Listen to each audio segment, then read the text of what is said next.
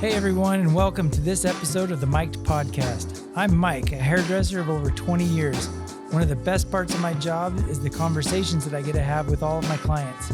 We talk about anything and everything and invite you to listen in as we get mic'd up for today's conversation. On this episode, we have Kayti with us in the chair. Kayti is a former Instagram influencer who had over 50,000 followers, but decided to walk away from the stress and anxiety that social media was causing to focus on and be more present as a mother to her 4 kids. Today we talked about Katy's college years and some of the experiences she had when she was younger, as well as talking about why she left social media and how life is with her today. I hope you enjoy. Gotta have that. Schmancies. All right, so Okay. here we go. I always have to remember to uncross my legs. Yes, definitely keep your leg, especially where we're going blunt.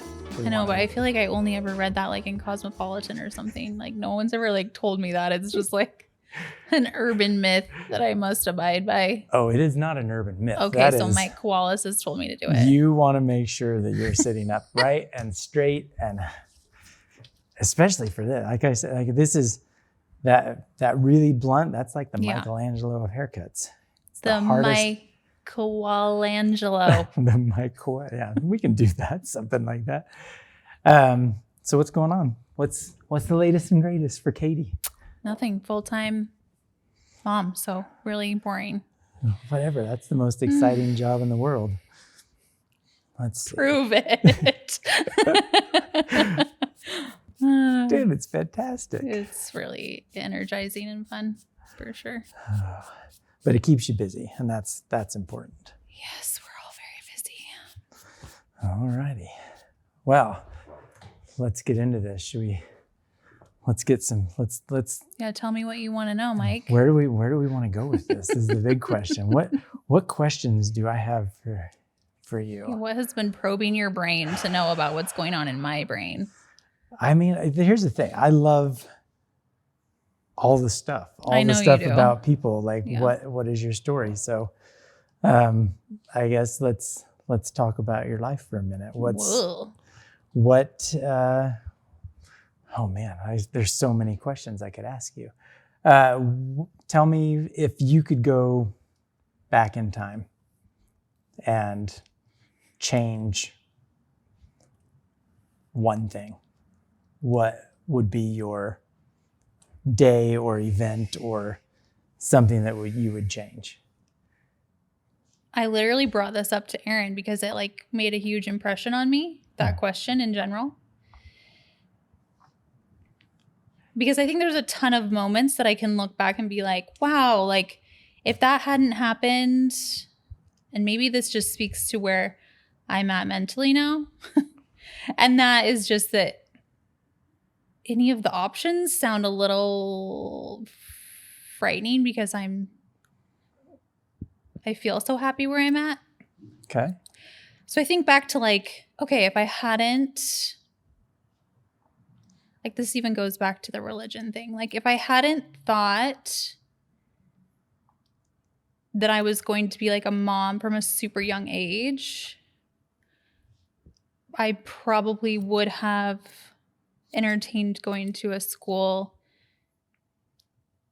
somewhere on the East Coast and would have pursued Broadway and would have done all of that. In conclusion to what I'm trying to say is like, I don't think I would want to change anything because I feel so good where I'm at. And even the moments, I mean, you know, my relationship with my husband and you know us fairly well. But like even the hardest couple years that we had has brought us, he and I, closer than we've ever been. So to say like, oh, I would change having that friendship, or I would change talking to so-and-so, or I would change doing business differently. Like, I don't think thinking that way, being in hindsight, allows me to progress positively. Does that make sense? No, that's great. So, I mean, well, maybe not like, let's not say change, but like, okay. There's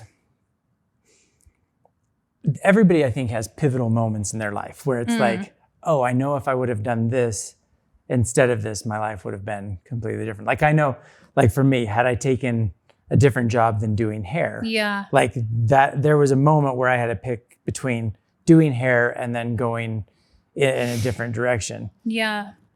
Is there a moment like that you've ever thought, I wonder how different do you think life would have been? Not saying that it's, and obviously like your life is wonderful. Yeah. You have an amazing family. You have, you're doing what you should be doing now. But like, is there a moment where, man, that my life would have been different? What was that moment? Does that make sense? Yeah, I think there are turning points at every stage. Like I said, had I gone to school on the East Coast, I think I would have been like, what prevented you? I don't think I would have been doing Broadway now, because I think I would have like aged out of it at this point. It's been like 20 years. Like, I'm so old. So Hugh Jackman is still on Broadway. He's great. The one out of 4,000 people who audition. I'm just saying, I totally understand what you're saying. Because what stopped you from going to a school back east? Was it something with family? Was it something with relationship? Like, what was it that stopped you when you had thought about it when you were younger? Does that make, yeah. Yeah, I didn't think that, number one, that my parents could afford it. Okay. And probably I didn't think I was good enough to get a scholarship. Therefore, I was like, okay, well, let's try to get a scholarship in state or somewhere close by so that it's not as expensive. Because feeling guilt. You got basically into singing at what? Because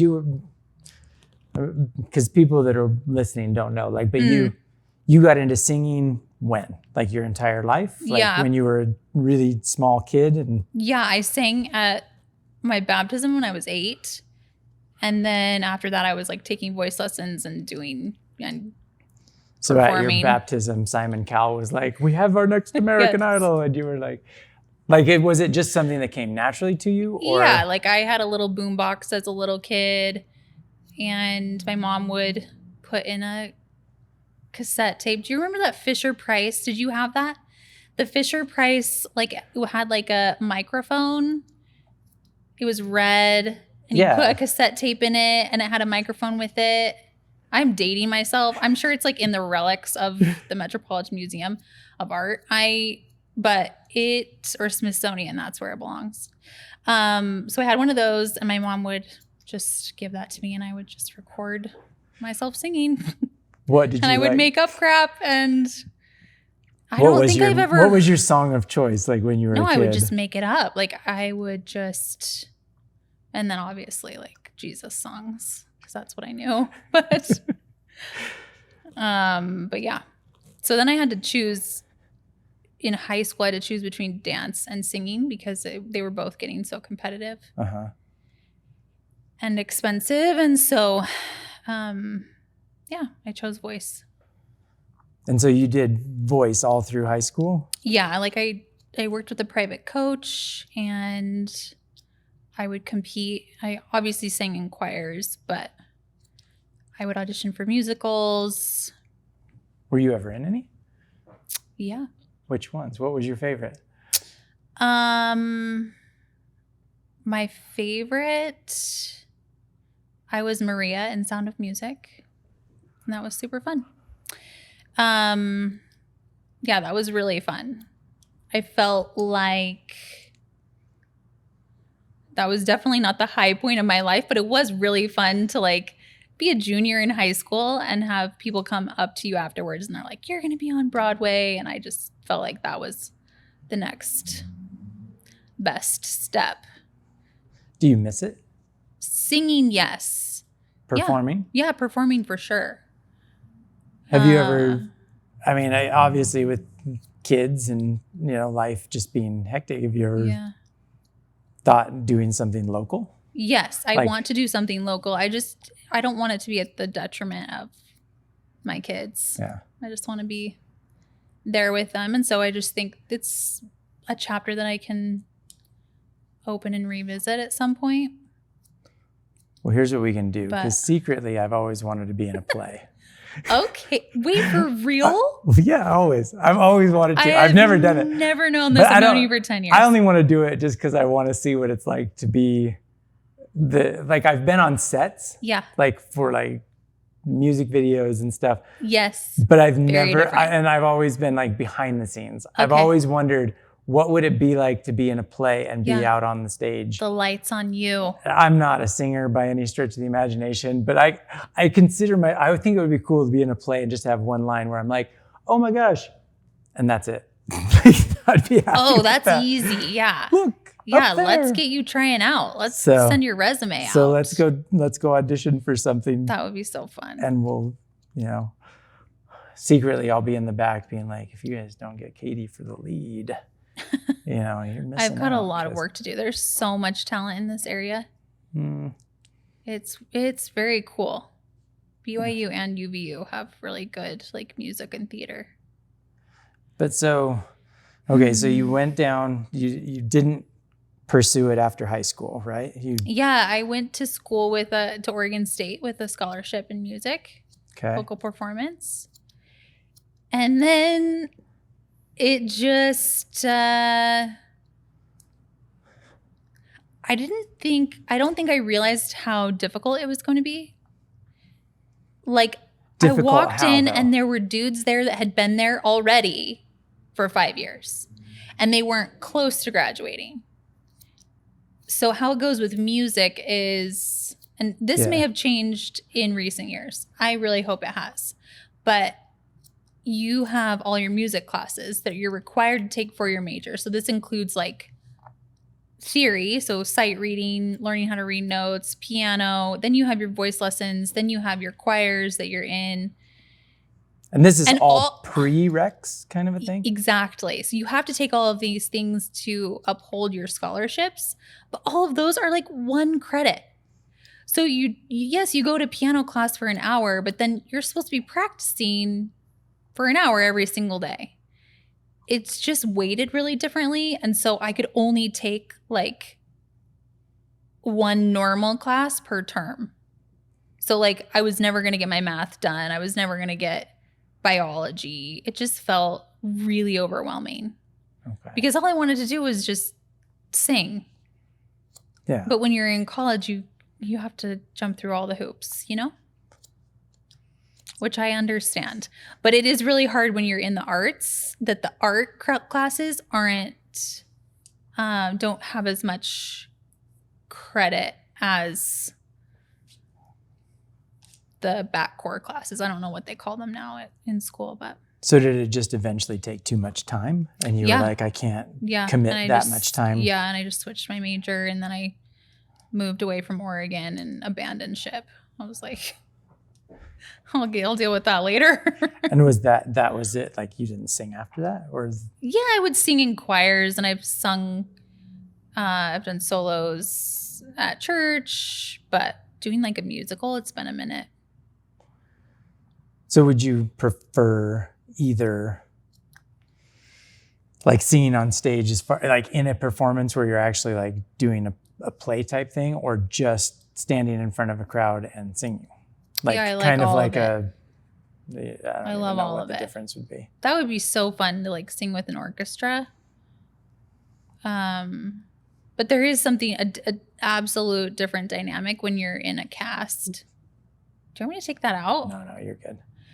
When you're in a cast, it's just so fun. There's definitely an energy that I miss. So then what is it, just the family dynamic now that's stopping you from doing something like that? Yeah. Just the time that it would basically take Yeah, away it's like from the kids? Yeah, like my parents made sacrifices so that I could get to that point. Like my kids deserve the same, Mm-hmm. Interesting.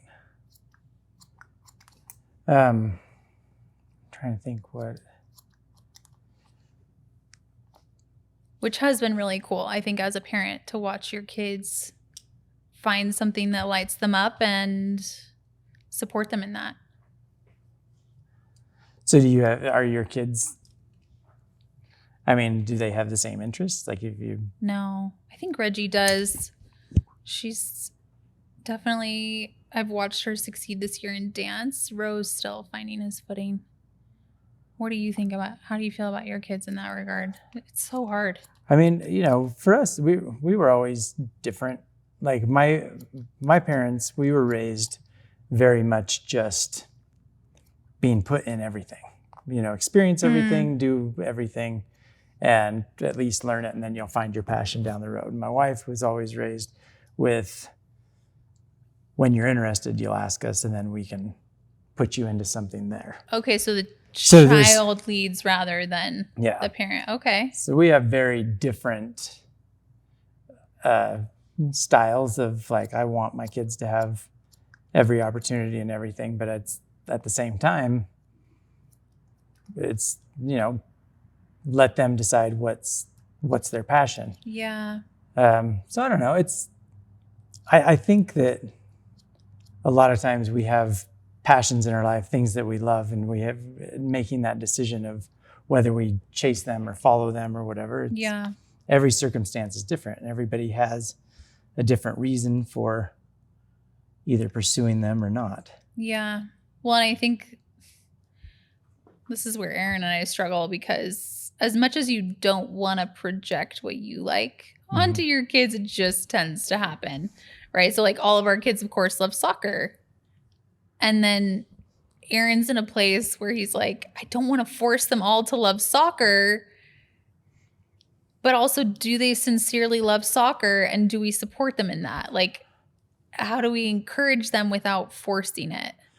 Well, see, I had this conversation with somebody the other day, and it's quite interesting, because as a parent, you have, I'm speaking broadly on every parent in the world, but I feel like most parents, when they have a kid, they set a kind of like a map out of, like, here's what my kid's life is going to be like. I like soccer, they're going to like soccer. I like this, they're going to like this. We just have this even dynamic. If you're not thinking it through that much, you do have like almost a visual in your mind. I mean, we want our kids to follow our passions in a sense, so that we can still do the things that we love, if that makes any sense. And it's hard, because you want to, you want your kids to follow also your dreams, but as a parent, sometimes you have to say, let them just do it. If my kids love, I'm trying to think of something that I don't like to do. If they were like, hey, I love ballet. I am not a ballet person. I never have been. I've been to some, and I'm like, boring. Don't know what that's about. But that's me. Some people are like, oh, the ballet it's elegant. It's this and that. If my kids got into ballet as a parent, would I be like, nah, I don't want you to do that, even though they're like, please, Dad, let us do this. Yeah. So I don't know, like, that's why it's if singing is a passion of yours, it's, you don't want to force your kids into it. Totally. But how do you still enjoy your passion without having your kids go down that road too? Yeah. I think the cool thing, just speaking to ballet, because I did ballet, but I wasn't able to do any other forms of dance. And so... Like, you weren't able to? Or yeah, my parents didn't want me to do any other form of dance, even though I wanted to do like jazz and tap and all the fun things. Oh. So now with Reggie, I just remember that feeling of wanting to explore more. And so with my daughter, I can say, oh my gosh, yes, I know how boring ballet is. Like, and that's been really cool, because she's like, ballet is so boring and it's really hard.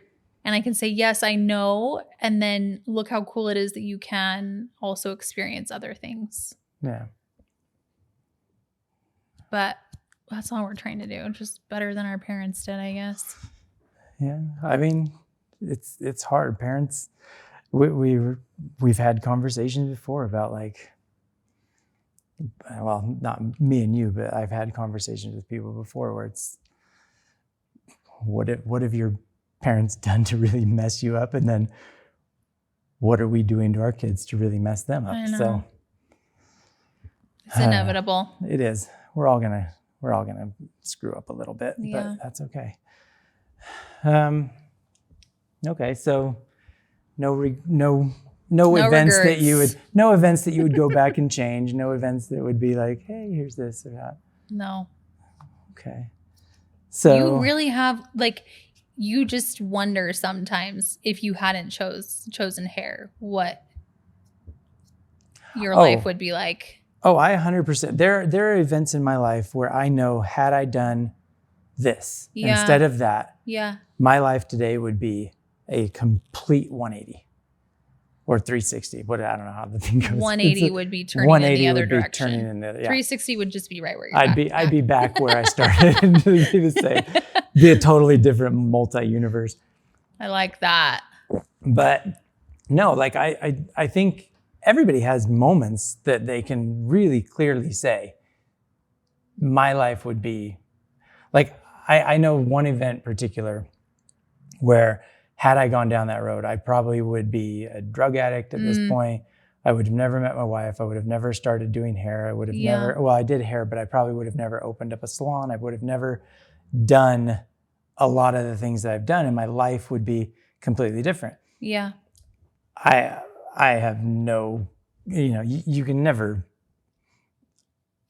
I can't guarantee that that's what it would be, but that's what I think in my head that's where I would be, I do. And I don't regret any of my life choices because I feel like life is really great now. Yeah. But I think sitting back and looking at like, oh, that would have been different, but doesn't mean that it would have been better. Yeah. Because I think life is great as it is. And I think we should all enjoy what we have. Yeah. Because you never know, tomorrow you might not have it. I know. But, okay, so let's go down another road then. Okay, love it. Let's see, what would be your, how do I want to, okay, here we go. You got it. I got this one. So if, let's say tomorrow was your last day. Golly. This is a good one. I like this question. If tomorrow was your last day and you could, if you knew that was going to happen, that you were not going to be here tomorrow, what would be the advice that you would say you would either leave with the world or give to the people that you're close with so that they can either better themselves or learn or take your life experience and make it better? I'm not the advice giver. That's my husband. Everybody has advice. And it doesn't matter if it's, it doesn't matter if it sounds like some people are like, oh, my advice would be silly or my advice would be this or that. Everybody has advice. And I think if it's true to you, then it's good advice. So. Sure. So tomorrow's your last day. What are you going to tell me? This is a lot of pressure.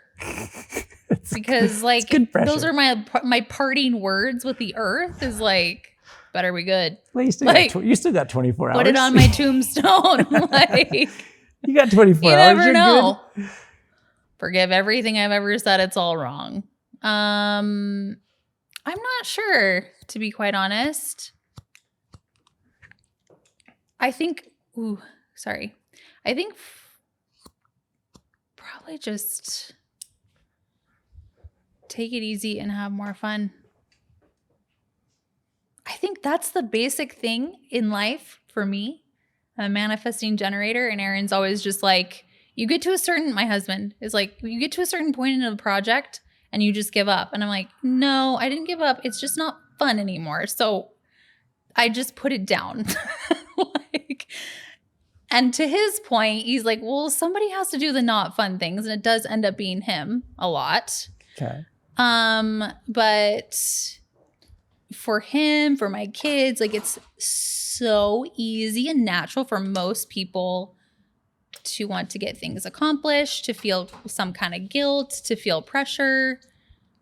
For me, the thing that comes really naturally is just leaning into fun.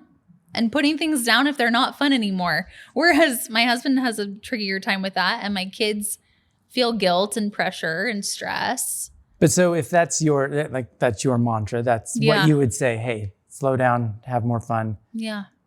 Why? Like what happened? Like what has happened in your life to say that is where we should be? Like, was there something that happened to you that you were like, I'm not having fun, and this is where I need to like switch gears and actually go a completely different road because I'm down this road of just the day-to-day or whatever, you know? Yeah. So what's the experience that's happened that's made that your last words? And even though it's not your last words, but like my last bit of parting advice. That's a good question, because when I think back to like pivotal moments in my life, it's when I had maybe chosen to make poor choices that I thought were fun. Does that make sense? Okay. So like what? I mean, if you're comfortable sharing, like I know that's that's gonna get real deep, but yeah. So I feel like you know this story, but tell me like it's the first time. Okay. So when I was a senior in high school, my parents got divorced, and I didn't choose to like formally leave the religion I was raised in, but I didn't want to subscribe to any of those rules or affiliations. This is when you were young, like when I was a senior in high school. Senior in high school. Okay. So I went into my freshman year in college, just like, oh my gosh, I don't have any rules. I don't have any parents. It was like, I'm like imagining that scene from like the Sam Smith Unholy video. Do you know what I mean? It was like, you the went world wild. is my oyster. I don't have any rules. Katie's gone wild. Yes. That's essentially. But then we're like going into my junior year of college, and I remember being at a 4th of July frat party, and we partied all night, like super hard, and we all passed out.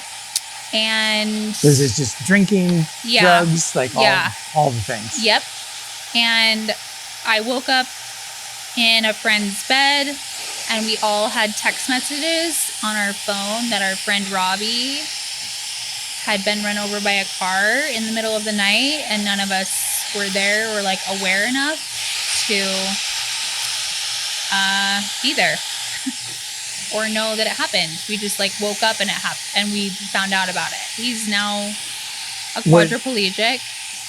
Were they with you that night? Yeah. And then they left, but you guys were also like... No, he ran in the middle of the street and got hit by a car right in front of the house we were all in. Yeah. And so it was like a little bit like a wake-up call for me. Like, what is all the fun for? Which feels like I'm taking back all my words, my last words. But I think the reasons behind me having fun were just numbing mechanisms, if that makes sense, rather than leaning into the present moment. Mm-hmm. And I feel like that's what I want my kids to learn, is to live in the present moment and not numb out that gift. Well, I don't think it's taking back your words either, because fun at college I know, age it's all is relative. Different than fun at adult age. Like it's a different kind of fun, but it's just enjoying the things in life that are important at that point. Like, yeah. Well, and that's, I think, the difference is like, what was I making important?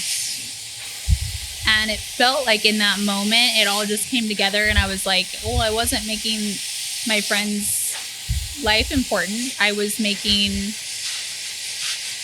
a selfish experience more important.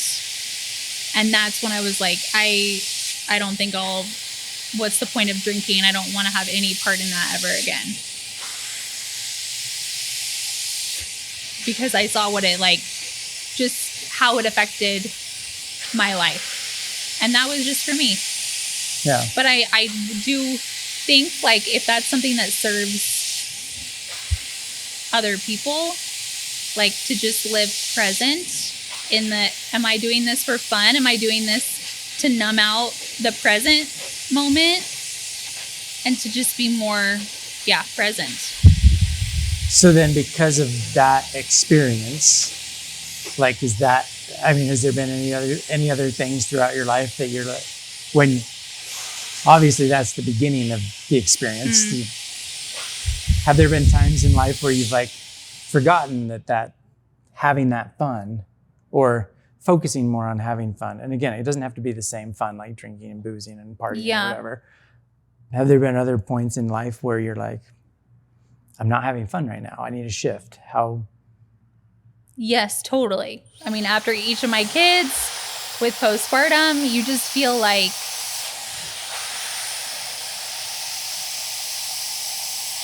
that is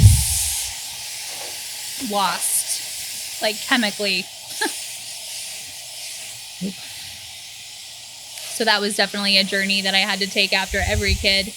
So then how did you overcome it? Like Center. What flipped to cause you to, like, what was the... Oh, medication every time. It wasn't like,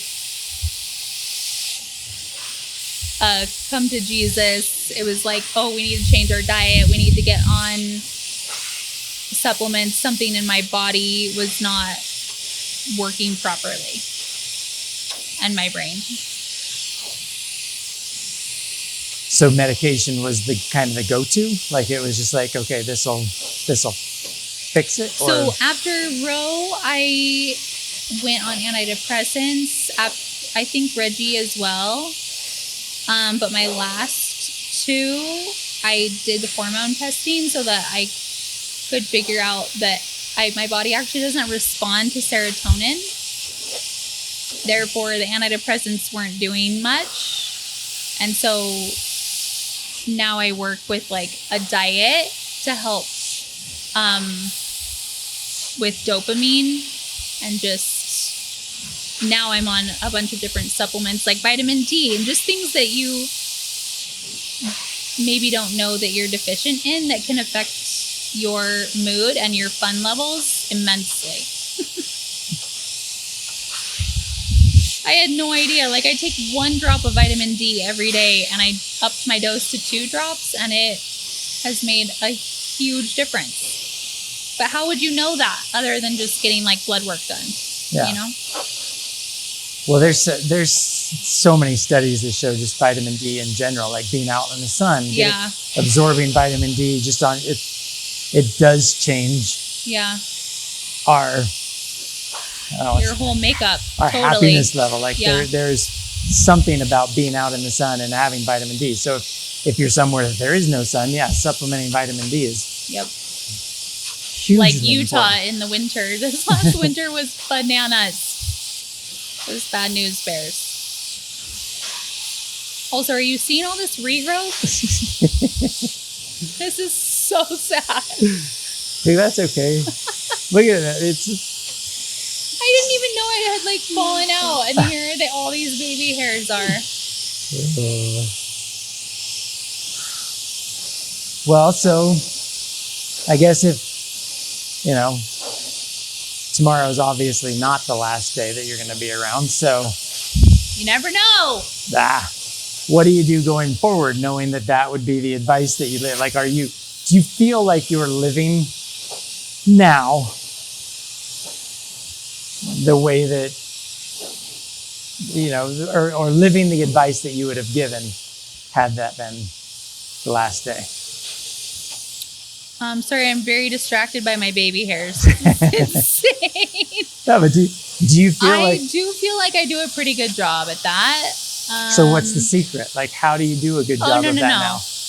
I was going to follow that up with like, there are still things that are like, have to be done, you know, like the dishes have to be done. The bottoms have to be changed. Kids have to be sent to school. Like, there are just things that have to be done.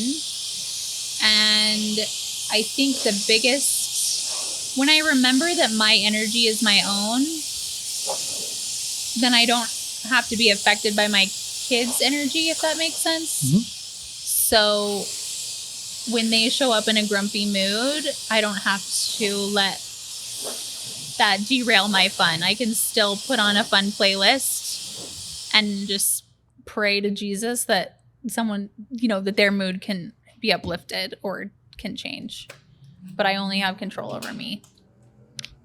See, and that's a hard thing to learn, though, is that you do only have control of yourself. Yeah. Well, and that's something I have to recenter on every single day because I get so frustrated. So then, you know, having to like center yourself and understanding that, like, what was it? How did it? Because I know there's been a lot of counseling, a lot of therapy that, you know, everybody goes to therapy now. Yeah. But like, how did you come to that realization that I am only in charge of my own emotions? Like how, because that's something, I mean, I think a lot of people struggle with, they're worried about other people. They're worried about what other people think. Mm. And to be able to have that knowledge of like, I am only in charge of myself. Yeah. Like I can only change my emotions. Like nobody else can change. Like people can say mean things. People can do stupid things that make you feel, but you are in charge of how you feel. So how do you come to that on a daily basis? Because it's hard, like especially now with like all the stuff online, all the stuff like in the news and the media and all that. Well, with my kids, I think I was at a retreat and I remember, man, I can't remember how old Graham was. I may have he may have been like 2 or 3. And I was just so frustrated because his energy is massive. He's just, please excuse us while we flat iron the baby curls. He just had so much energy. And it was like when he would throw a tantrum, I felt like my world was collapsing. And someone just said like your energy and his energy are completely separate entities. And you are in charge of whether or not you let that affect you. And I was like, that's interesting.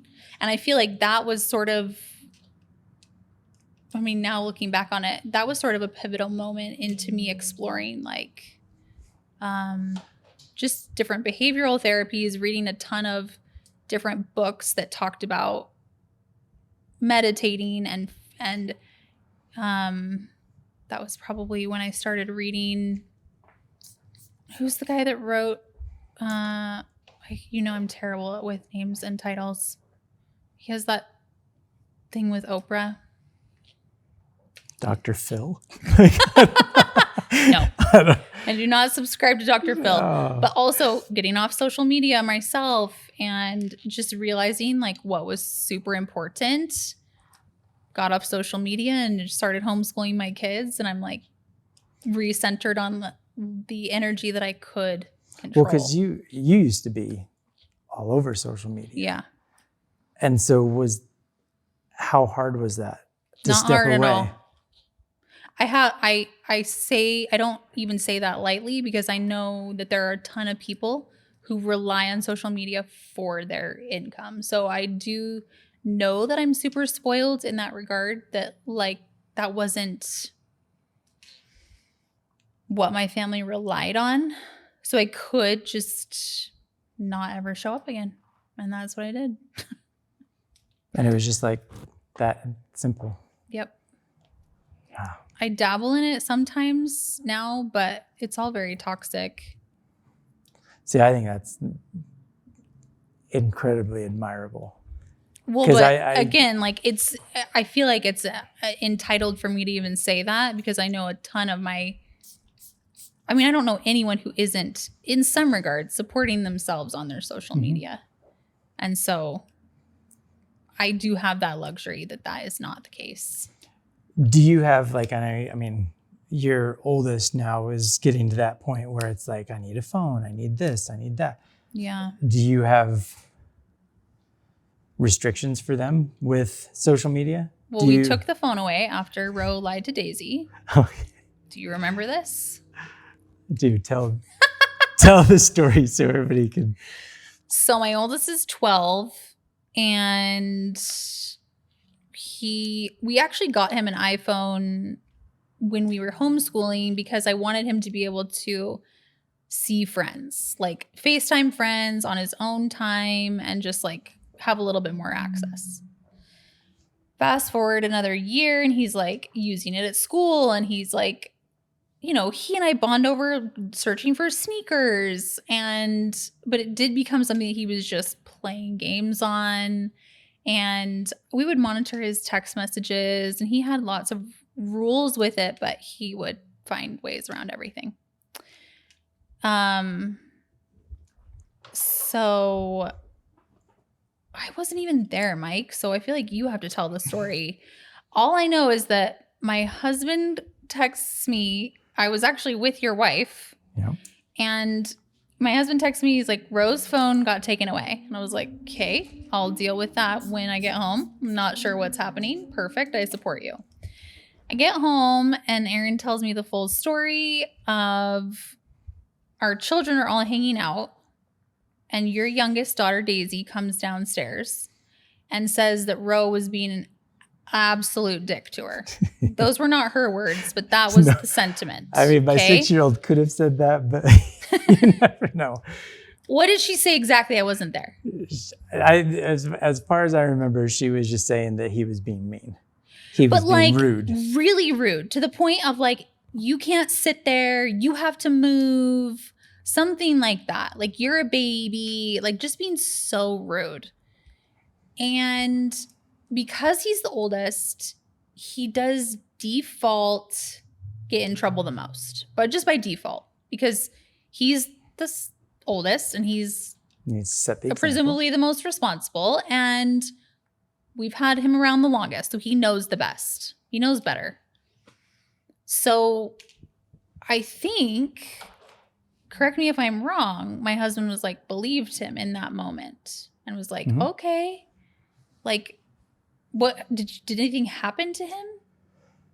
Not at that moment. I remember. No. So what I'm wondering is what happened in that moment.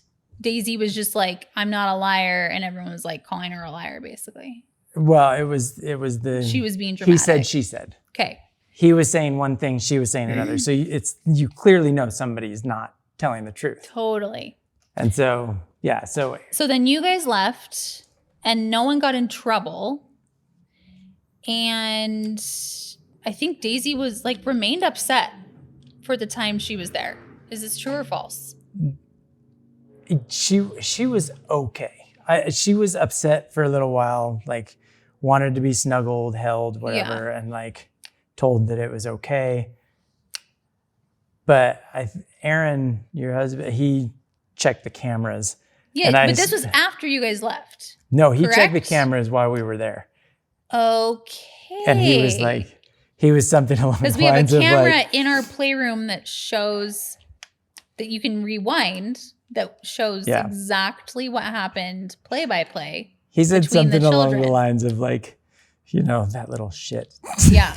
He lied to me. I can watch this. And we were dying. It was funny. So then after you guys left, I think how the delivery went down to my 12-year-old was just, my husband just said, I have something to show you, showed him the video, and then shame filled my son's body, I'm sure. I wasn't there. But at that point, it was like, we just kind of realized And I don't know if it even goes back to the phone. I can't blame the phone. But does the boy need another thing that's like giving him another example to lie or be deceitful to us? No. So that was kind of the end of that. But so does he, like, because he has the phone? He does not. But previous, like, yes. And talking social media and stuff, has he been asking, like, you left social media, you got rid, like, because of, which has also been great to tell him. You know, he's like, every time he asks, he would ask to have an account on Be Real or Instagram. I'm like, I don't get on social media, so do you find that that's helpful totally for him to, like, he doesn't see mom on the phone or dad on the phone? Oh, and dad's on the phone, let's be clear. But Dad runs a business, so like he has to be on his phone. But there's a difference between being on phone for business versus being on phone for just mind-numbing. Yeah, which is the other thing I cannot control. That is the other thing that I realized a long time ago. Not a long time ago, maybe 3 years ago, just in my relationship with Aaron, is like,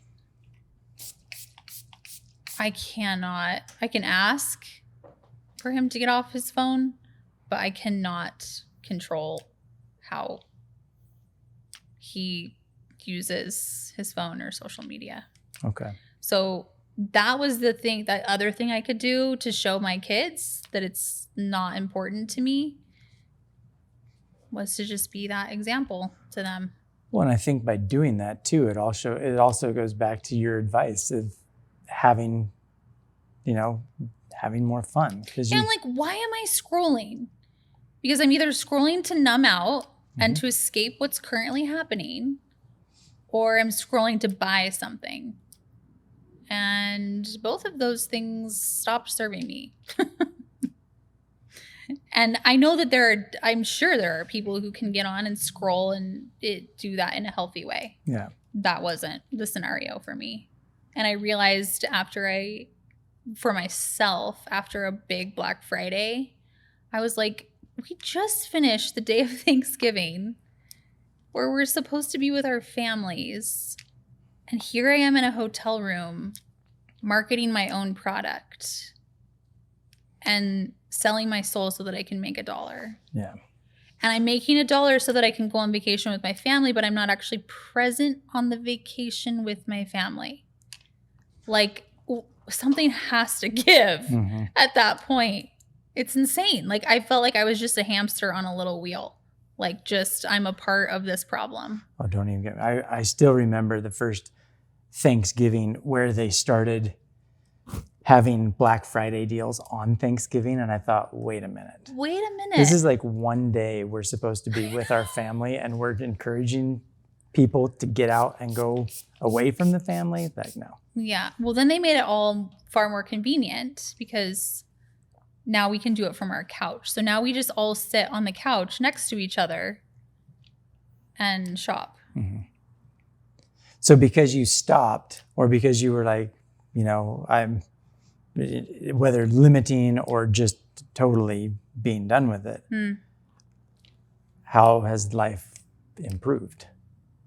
I mean, Aaron said I'm happier. You are. I don't know if that's true or not. I definitely have had pretty terrible postpartum depression since having the baby.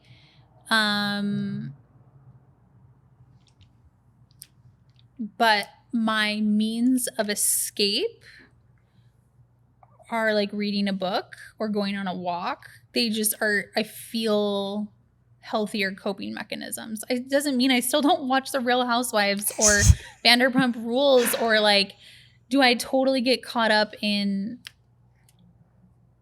wanting part of that? Totally.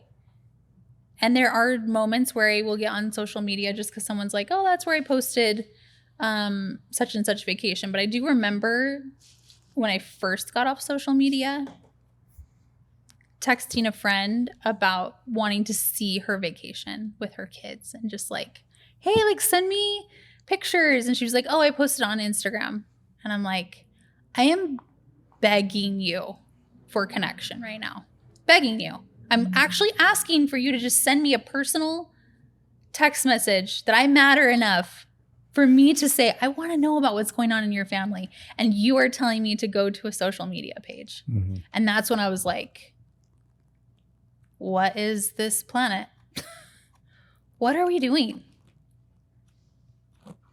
That we can't just show up and share our lives. You want to share your lives with 300,000 people and not the one that asks for it? Mm-hmm. So I've just gotten in the habit of, it's like very old school, you know, just send my mom text messages of the kids sucking their thumbs and picking their boogers, like doing the stupid stuff that she doesn't get to be a part of every day because she lives out of state. I guess I live out of state, but I just crave this intimacy that you cannot replace through social media. It's just impossible. So that's definitely the biggest change. It's like deepened my relationships and friendships.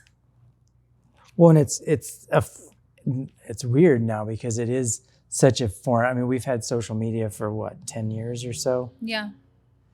And now it's really, truly just a totally foreign concept to actually connect via, hey, look at this, like sending a text. Or when's the last time you wrote a letter? You want to make somebody's day, I'm telling you. I know. Write a hand letter send it to them in the mail. They'll pass out when they get it. They'll be like, pass away. It is really interesting too, because you're really good at this, Mike, in having like genuine conversations with other human beings. But I do find a lot of the time that I'm in a social circle, people are only conversing about what they saw on social media. Mm-hmm. Oh, it's really interesting to go out, going out for dinner and look around at the tables and how many of them have their phones out that are showing different things or whatever. I get giddy inside when I go out for dinner and you see two people sitting at a table, like literally just looking at each other. I know. Having a conversation. You must not be married. Like, I'm just kidding. Oh, that's a first date. They don't know each other well enough. They're awkward. No, but to your point, it's like, oh, that's so nice to have like eye contact.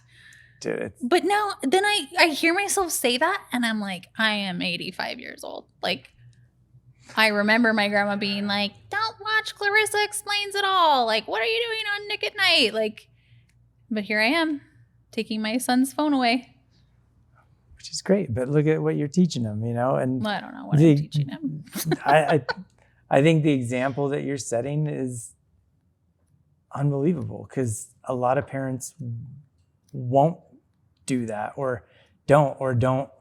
They're not involved enough to really understand what's going on in their kid's life. The fact that you guys cared enough to really like, hey, look, this was not okay in our books, so we're going to address it. You went to him, had an actual conversation with him. I think that speaks leaps and bounds. That's amazing. Well, we're definitely not perfect parents, and he would be the first to tell you that, but that's all I can do. I can control my fun and my energy, and that's all I can do. Well, but I think you're living what you would be, what your advice would be. And I think the lessons that you've learned along the way really do, like, okay, you're not just saying it because it's like a hope or a dream. It's like, this is what I've been doing in my life. Yeah. And this is really where my life is bettered. Yeah. Therefore, everybody, tomorrow I'm out. But yeah, good luck with social media, bitches. That's sorry. No. Am I allowed to swear? Yeah, you can swear. This is not going to be. Just don't send it to my mom. Perfect. G-rated. Well, I think everybody's parents know that they swear. Yes, that's swearing, true. Swearing's okay. It's good. Wow, I've seen my hair straight in 4 years. I know, but it's got that really nice blunt. Everything look at this. It should be perfect. A little bit longer in the front. The heavens have parted. Angels are singing. So then we'll do one last question. This will be a quick, fun, just send us out on a good note. Love it. Favorite candy and why? Because everybody loves candy. Everybody needs a sweet treat, right? You know I'm a fries over candy gal, right? Okay, best fries. Who has the best French fries? Okay, so that everybody on Friday can actually go get fries at this place. I'm just gonna say, okay, I'm gonna throw the question back to you. Burger King fries or McDonald's fries? If they're fresh, McDonald's. Okay. If they're soggy, neither. Okay, I'm in the minority. I like Burger King's fries. Really? Hey, that's all right. I think they put crack cocaine on the outside, so that's my drug of choice, and that's where I go. Done. Awesome. Well, thank you. Thank you. If there's any issues with the hair, just let me know. I'll be back next week for you to trim this up. Okay. If a hair gets out of place, I'll come for you. Oh, shoot. Thanks, Mike. Okay. You're welcome.